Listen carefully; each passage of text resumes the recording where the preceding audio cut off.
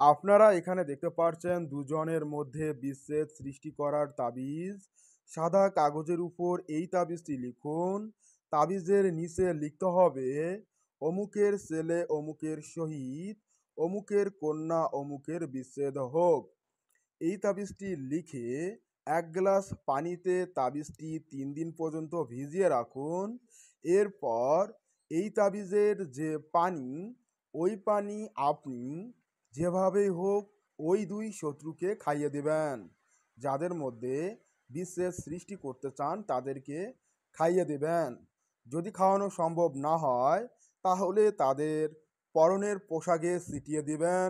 অবশ্যই ওই ২ ব্যক্তির মধ্যে সাপ বেজির মতো যুদ্ধ লেগে যাবে।